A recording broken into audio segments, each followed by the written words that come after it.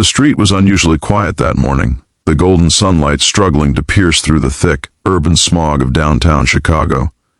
In the midst of the bustling crowd where taxis honked and pedestrians hurried past, a man in a tailored suit walked briskly, eyes fixed ahead, seemingly blind to everything around him. This man was Richard Thompson, a wealthy entrepreneur whose empire spanned real estate, tech, and finance. He had power, influence, and money, but that morning, he carried the cold armor of indifference. On the curb, wrapped in tattered blankets and with a face weathered by years of hardship, sat a beggar, barely recognizable as human in the eyes of the busy world. Richard didn't see her, or maybe he chose not to. The woman's eyes, though tired and hollow, followed him with a glimmer of something familiar, a plea not for money, but for acknowledgement. Before we dive further into this story, if you believe in the power of kindness and second chances, take a moment to like, comment, share, and subscribe to the channel. Stories like this remind us that sometimes, even a small act of recognition can change everything. Richard's young son, Samuel, walked beside him, a boy of 9 with curious eyes and an innocence untouched by greed. Samuel had learned much from his father about wealth, business, and ambition, but the world had not yet dulled his sense of wonder. As they crossed the street, Samuel's gaze caught the woman on the sidewalk. He stopped abruptly, tugging lightly at his father's sleeve. "Dad," he said, voice shaking with quiet urgency, "look, that's Mom." Richard froze mid-step, his mind refusing to process what his ears had just heard. He had not recognized the woman. She had been gone from his life for over a decade, vanished after a bitter divorce and a stormy custody battle. Her name was Margaret, and the last time he had seen her she had been vibrant, full of hope, and loving, the kind of mother every child deserves. But life's cruel. Twists had taken her down a path from which she never returned, at least not to the world Richard inhabited. Samuel didn't understand the complexities of adult decisions. All he knew was the pain in her eyes and the sudden recognition in his own heart. "Dad, that's Mom. She's been alone," he whispered, his small hand gripping Richard's coat. Richard felt the heat of shame burn through him, a slow, torturous realization that his wealth had built walls around his heart, walls high enough to blind him to the suffering of someone he had once loved deeply. The traffic seemed to fade into silence as Richard approached the bench where Margaret sat. Every detail was seared into his memory. The frayed edges of her coat, the gray streaks in her hair, the thinness of her hands that once held his child. She did not recognize him at first, worn down by life's hardships, and perhaps resigned to being invisible to the world. And yet, there was a moment, a flicker of recognition, when her eyes met his, widening in disbelief and a flood of unspoken words. Richard knelt beside her, feeling an unfamiliar vulnerability. His voice trembled as he spoke her name. Margaret looked up, and the years melted away in that instant. She remembered the man who had promised to protect her, the man who had once held her hand through the hardest storms.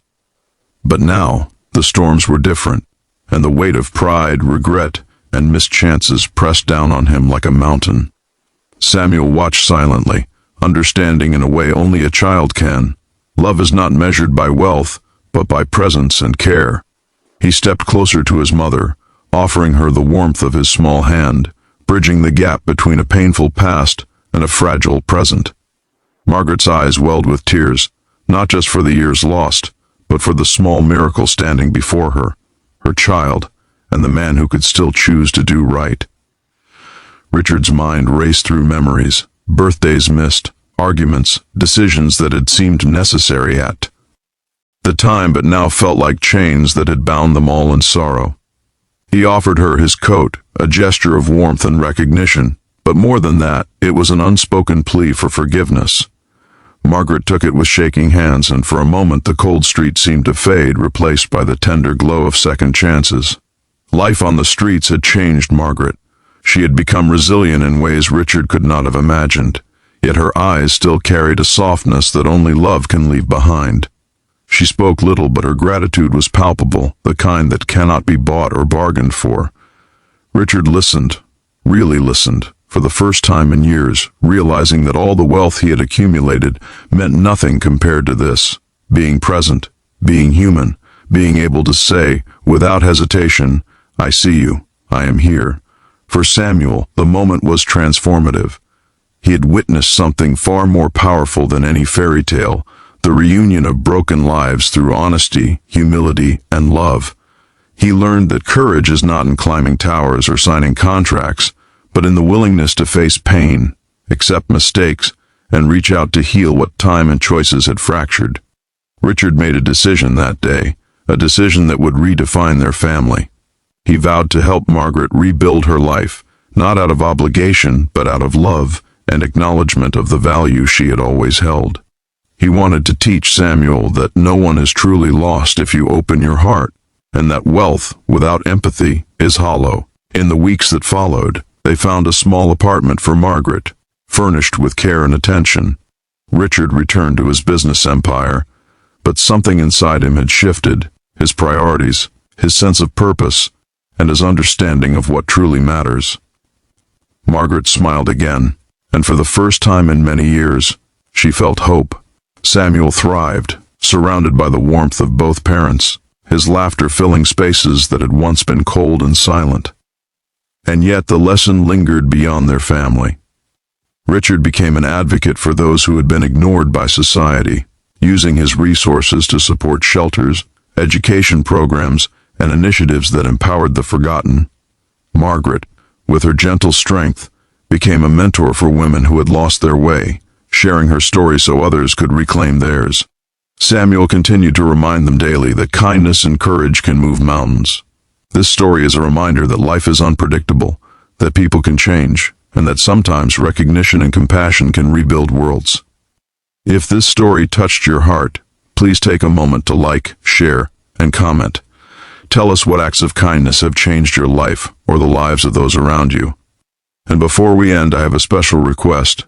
Share your thoughts in the comments about the power of forgiveness and second chances, and how you would act if faced with a moment like Richard's. In the end, the beggar on the street was no longer invisible. She became a symbol of resilience, love, and the quiet strength that exists in every human heart. Richard learned that wealth without compassion is empty, and Samuel learned that even the smallest voice can lead to the greatest discoveries. The city of Chicago continued to hum with life, but now, in a small corner of the world, a family had been restored, and a mother's warmth had returned to the life of her child, leaving behind a story that would be remembered not for riches, but for the transformative power of seeing, acknowledging, and loving.